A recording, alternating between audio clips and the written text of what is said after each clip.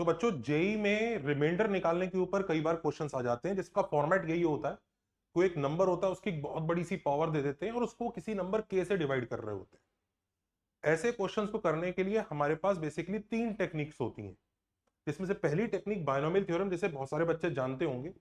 और आज के वीडियो का पर्पस ये बायनोमियल थ्योरम नहीं है, इसलिए हम इसको किसी और वीडियो में कभी डिस्कस करेंगे। अगर इसमें भी कभी दिक्कत आ रही है तो प्लीज कमेंट्स में बताइएगा कि बायनोमियल थ्योरम के थ्रू भी हम जब इसको कर रहे होते हैं तो दिक्कत आ रही है, तो हम उसका वीडियो बना दें।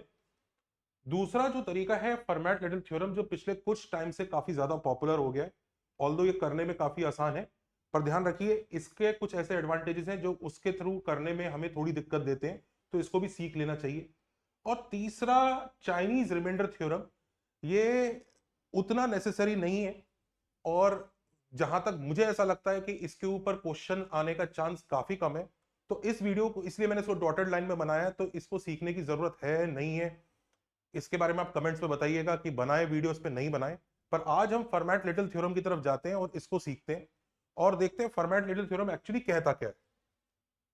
देखो फॉर्मेट लिटिल थ्योरम, जिसको हम शॉर्ट फॉर्म में एफएलटी बोलते हैं, वो कहने को बड़ा ही सिंपल चीज है। वो कह रहा है अगर ए रेस्ट पर पी को हम पी से डिवाइड कर रहे हैं, ध्यान रखिए ए तो कोई भी नंबर है, ए पे टेंशन नहीं है, पी लेकिन एक प्राइम नंबर होना चाहिए।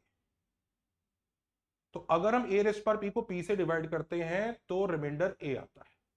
बहुत ही सिंपल चीज है। फॉर एग्जाम्पल एक ऐसा एग्जाम्पल ले लीजिए, 4 रेस्ट पर 61 को अगर हम 61 से डिवाइड करें तो 61 एक प्राइम नंबर है, 4 रेस्ट पर 61 को 61 से डिवाइड कर रहे हैं तो रिमाइंडर कितना आ रहा है, 4 आ रहा है। ये स्टेटमेंट इतना ही है। इसके दो वर्जन है, दोनों ही वर्जन देख लीजिए। पहला वाला वर्जन, जैसे लेट्स से ये 12 रेस्ट पर 47 की बात हो रही है, 12 ए का काम कर रहा है और पी जो प्राइम नंबर है वो 47 है, तो इसको इस तरह से भी लिखा जा सकता है कि 12 रेस्ट पर 47 इज इक्वल टू 12 मॉड 47। यानी ये इसी स्टेटमेंट का एक दूसरा स्टाइल है कि जब हम 47 से इसको डिवाइड करेंगे तो रिमाइंडर 12 आएगा, इससे डिवाइड करेंगे रिमाइंडर पहले लिखा होता है। तो मॉड्यूलर मैथ्स में जो यहां लिखा होता है वो रिमाइंडर होता है और इससे डिवाइड किया जाता है। अच्छा, इसी का एक दूसरा वर्जन भी है कि अगर हम 12 रेस्ट पर 46 को 47 से डिवाइड करें तो रिमाइंडर 1 आएगा, जो इसी से ही आ जाएगा। आप ऐसे देख सकते हैं, जो इसी से ही प्रूव हो जाएगा कि अगर आप ये कह रहे हैं कि 12 रेस्ट पर 47 इज नथिंग बट 47 टाइम्स के प्लस 12, क्योंकि 47 से डिवाइड करने के बाद रिमाइंडर 12 आ रहा था, तो वो जो दूसरा वर्जन है वो इसी से ही प्रूव हो जाएगा। आप पूरे को ऐसे देखिए, 12 कॉमन 12 हटा दीजिए,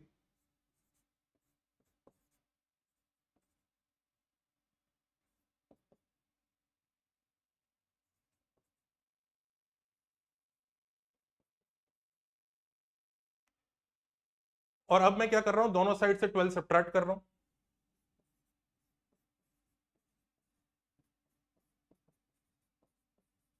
तो ये कहना चाह रहा है कि ये क्वांटिटी अभी भी 47 का मल्टीपल है। अब देखिए 47 का मल्टीपल है, यानी 47 एक प्राइम नंबर है, तो यानी इसके जो फैक्टर्स है उसमें कहीं 47 प्रेजेंट होगा। अब 12 के अंदर तो 47 प्रेजेंट हो नहीं सकता, तो पक्का 47 इसी के अंदर प्रेजेंट होगा, यानी इसी के फैक्टर्स में 47 होगा, तभी यहाँ पे 47 का मल्टीपल आया है। देखिए 47 के इज अ मल्टीपल ऑफ 47, तो क्लियरली 12 रेस्ट पर 46 माइनस 1 इज डिविजिबल बाय 47। तो आप ये बोल सकते हैं 12 रेस्ट पर 46 माइनस 1 इज डिविजिबल बाय 47, यानी 47 से डिवाइड करेंगे अगर 12 रेस्ट पर 46 को मैं 47 से डिवाइड कर दूं तो रिमाइंडर 1 आता होगा जो कैंसिल होता होगा, तभी वो 47 से डिविजिबल है। तो it is nothing but 1 mod 47। ये ऐसा सोच सकते हैं 12 रेस्ट पर 46 माइनस 1 इज 0 मॉड 47, यानी 47 से डिविजिबल है। तो ये जो दोनों स्टेटमेंट है ना, ये एक दूसरे के इक्विवेलेंट है। मतलब इनको समराइज किया जाए तो ये स्टेटमेंट ऐसे बन जाते हैं कि P अगर प्राइम नंबर है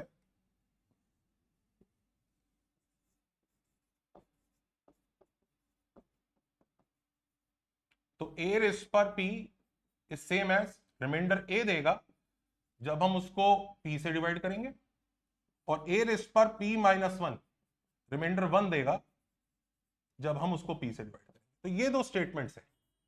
एफएलटी इन दोनों स्टेटमेंट की बात करता है। कई लोगों को लगता है ये चमत्कारी चीज आ कैसे रही है। एक्चुअली इसका प्रूफ तो बहुत ही आसान है कि ऐसा क्यों हो रहा है कि भाई प्राइम ए रेस्ट पर प्राइम नंबर को जब हम प्राइम नंबर से डिवाइड कर रहे हैं तो ए ही रिमाइंडर क्यों आ रहा है। इसको हम बड़े आराम से प्रूव कर सकते हैं। ये देखिए, इसके प्रूफ के लिए सबसे पहले एक फंडा हमें पता होना चाहिए, जो फंडा शायद इससे भी ज्यादा इंपॉर्टेंट है, एफएलटी से भी ज्यादा, कि पीसीआर, जब पी एक प्राइम नंबर है और आर जो है जीरो और पी नहीं है, क्योंकि आर इक्वल टू जीरो पे पीसीआर तो वन हो जाएगा और पीसीपी भी वन ही हो जाएगा।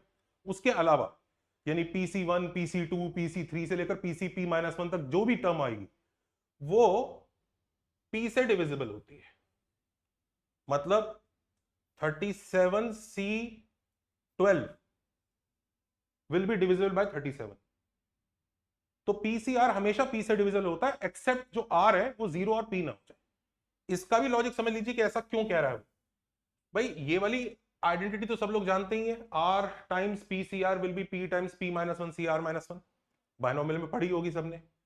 अब देखिए R times P C R इसके इक्वल है, यानी R times P C R actually देखिए इधर ये पी टाइम्स सम लैम्डा यानी मल्टीपल ऑफ पी है। तो यानी ये क्वांटिटी मल्टीपल ऑफ पी है, यानी इसके अंदर कहीं ना कहीं पी एज अ फैक्टर आता होगा।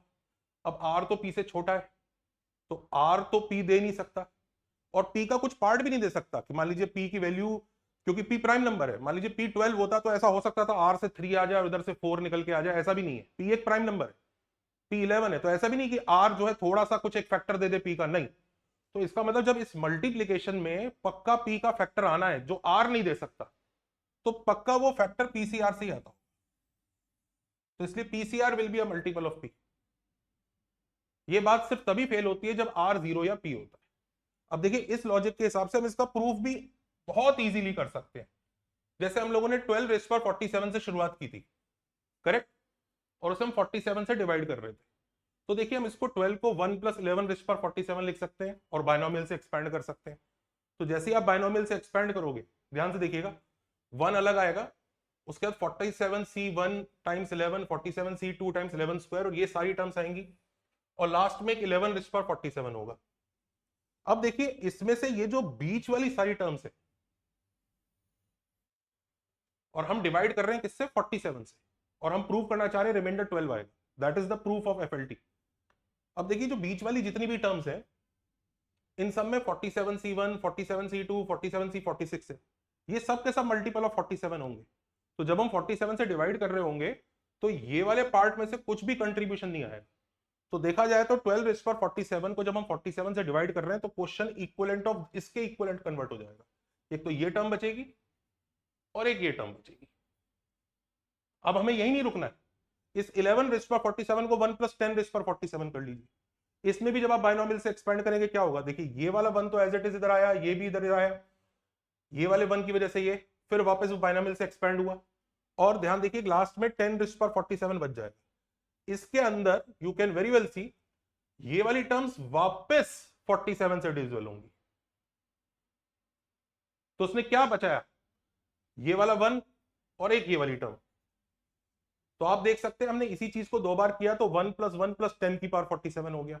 आप फिर कर दीजिए तो आप जानते हैं अगली बार क्या आएगा, 1 आएगा, एक और 1 आएगा, एक और 1 आएगा, फिर 9 की पावर 47 आएगा। फिर करते जाइए, 1 आएगा, 1 आएगा, 1 आएगा, एक और 1 आएगा, और फिर 8 की पावर 47 आएगा। तो सब लोग पैटर्न शायद समझ गए कि ऐसे अगर हम करते जाएंगे तो अल्टीमेटली एक पॉइंट ऐसा आएगा जब सारे 1 होंगे और लास्ट वाला 1 की पावर 47 होगा। तो ये कितना आंसर दे देगा, 12। तो एक्चुअली इसका प्रूफ भी बायनोमियल से बहुत इजीली आ जाता है, मल्टीनोमियल से भी आ जाता है, पर बायनोमियल से काफी इजीली आ जाता है कि जब भी हम ए रेस्ट पर पी को उस प्राइम नंबर पी से डिवाइड करें तो रिमाइंडर ए आता है।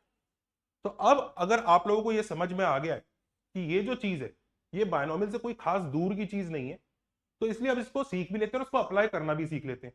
इसको अप्लाई करना और भी ज्यादा आसान है क्योंकि इसमें 2 तरह के क्वेश्चंस बनते हैं। पहले क्वेश्चन जो एकदम डायरेक्ट होते हैं, जैसे ये देखिए 14 रेज़ पर 97 को वो 97 से डिवाइड करने की कोशिश कर रहा है और 97 एक प्राइम नंबर है, हम सीधा सीधा आंसर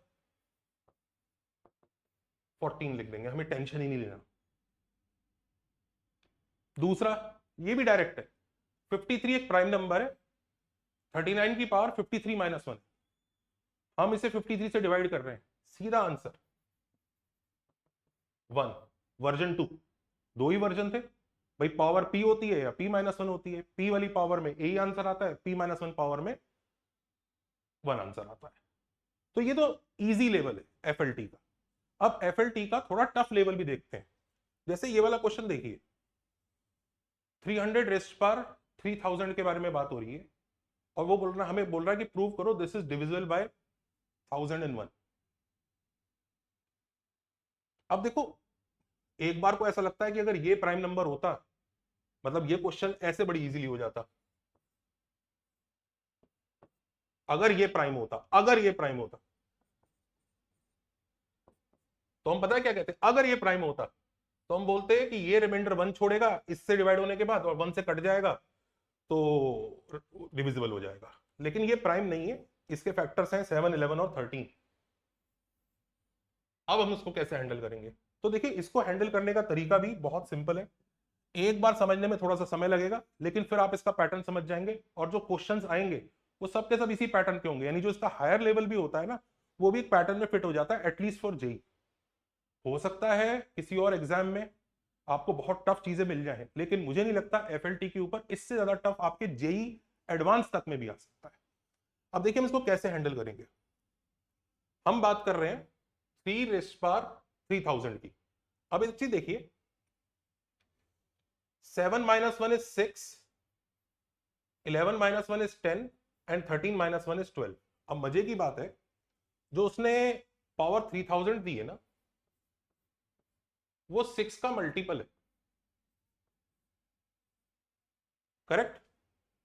तो ये जो अंदर वाली क्वांटिटी है, ये जो अंदर वाली क्वांटिटी है, अगर मैं इसको 7 से ही डिवाइड करूं, पूरे इससे नहीं कर रहा, सिर्फ खाली 7 से डिवाइड कर रहा हूं, तो आप समझ सकते हैं कि अंदर वाली क्वांटिटी कुछ नहीं है, 1 रिमाइंडर देगी जब आप उसको 7 से डिवाइड करेंगे। हाँ या ना? करेक्ट? यानी जो अंदर वाली क्वांटिटी होगी वो कुछ 7k + 1 टाइप की चीज होगी। और फिर अब आप इसमें बाइनोमियल लगाएंगे तो सब में 7 आएगा, बस लास्ट की टर्म 1/500 बचेगा। तो यानी ये कितना रिमाइंडर छोड़ रहा है जब 7 से डिवाइड किया जाएगा? इतना बड़ा नंबर। अंदर वाला तो 1 छोड़ ही रहा था, पर जब आप पावर 500 करेंगे तो कितना छोड़ेगा? वो भी 1 ही छोड़ेगा। तो देखा जाए तो हम ये प्रूव कर चुके हैं कि इसमें से अगर हम 1 सब्ट्रैक्ट कर दें तो वो 7 से डिविजिबल है। अब हमें किसी भी चीज को अगर इस नंबर से डिविजिबल शो करना है, हम उसके तीनों प्राइम फैक्टर से सेपरेटली डिविजिबल शो कर दे तो काम हो जाएगा। 11 से कैसे करेंगे? अब देखिए ध्यान दीजिए, हमने 6 क्यों लिया था? क्योंकि वो 7 - 1 था। 11 के लिए अब हम क्या लेंगे? यहाँ पे 10 लेंगे। तो देखिए, क्या ये 10 का मल्टीपल है? बिल्कुल है। ये देखिए 300 rays power 10 rays power I think 300 आएगा। ये 300 की पावर 11 - 1 है, हम इसको 11 से डिवाइड करके दिखा रहे हैं, तो इट विल गिव 1 mod 11, जो एसेंशियली इस तरह का नंबर हो गया, 11 लैम्डा + 1 की पावर 300। तो वापस ये रिमाइंडर कितना छोड़ेगा जब हम 11 से डिवाइड करेंगे? 1। तो अगर मैं इसमें से 1 सब्ट्रैक्ट कर दूं तो इसका मतलब ये 11 से भी डिविजिबल है। सेम चीज आप 13 और 12 के साथ कर सकते हैं। तो आपने एसेंशियली ये प्रूव कर दिया कि 300 की पावर 3000 - 1 1001 के तीनों प्राइम फैक्टर्स से डिविजिबल है, 7, 11 और 13 से। तो इस लॉजिक के हिसाब से वो उससे भी डिविजिबल होगा। अब इसमें सोचने में थोड़ा सा अजीब लगता है कि यार अच्छा ऐसे सोचना पड़ेगा, 1 सब्ट्रैक्ट करके उसका वो दिखाना पड़ेगा, पर ये एक फॉर्मूले में भी कन्वर्ट हो जाता है, जिसको मैं आपको अगले पेज पे दिखाता हूं। जब भी रिमाइंडर का क्वेश्चन आए एग्जाम में, जेई के लिए हम बात कर रहे हैं, जेई के लिए, तो ऑफ कोर्स आप पहले बायनोमियल ट्राई करेंगे, और अगर आप में किसी को भी दिक्कत है बायनोमियल वाले क्वेश्चंस को करने में तो मुझे बताइएगा, हम देखेंगे। उससे फेल होता है तो एफएलटी में जाते हैं। अब एफएलटी के दो तरह के क्वेश्चन होते हैं, एक तो इजी, जिसमें सीधा ए रेस्ट पर पी को divisible by P divided by P पूछ लेता है कि भी बताओ क्या रिमाइंडर आएगा, सीधा आंसर आप ए लिख देंगे। पर दूसरा केस ऐसा होता है कि ए रेस्ट पर एन है, जिसे वो एक ऐसे नंबर से डिवाइड करने की बात कर रहा है जो P1 P2 P3 ऐसे 3-4 प्राइम नंबर्स का मल्टीप्लीकेशन, और ये जो पावर है ये खुद डिविजिबल है P-1 P2 - 1 और P3 - 1 से। आप समझ रहे हैं? पावर खुद डिविजिबल है P1 - 1 P2 - 1 P3 - 1 से। तो आप समझ सकते हैं कि हर बार वो रिमाइंडर 1 लीव करेगा। तो आप ये कह सकते हैं इस केस में ए रेस्ट पर, आप डायरेक्टली बोल सकते हैं इस केस में ए रेस्ट पर n - 1 is divisible by P1 into P2 into P3। और ये एक फॉर्मेट है जिसको लेके लोग बहुत खुश होते हैं कि देखो FLT लगा दिया हमने, FLT लगा दिया। पर एक्चुअली मुझे ऐसा लगता है आप इस वाले फॉर्मेट को याद भी कर लेंगे ना तो ज्यादा टेंशन लेने की जरूरत पड़ेगी नहीं। तो ये है बच्चों FLT, जिसकी हेल्प से हम लोग रिमाइंडर निकालते हैं। आपको अगर ये वीडियो अच्छा लगा please like share and subscribe. Take care, bye bye. इससे पहले मैं आपको एक होमवर्क वाला क्वेश्चन दे देता हूं। तो बच्चों ये है आपका होमवर्क वाला क्वेश्चन, सब लोग इसे घर पे करके दिखाइएगा। इस पे FLT लगाने की कोशिश कीजिए, देखिए किस तरह से होता है। आई होप सबको आज का वीडियो पसंद आया होगा। Like share subscribe, bye.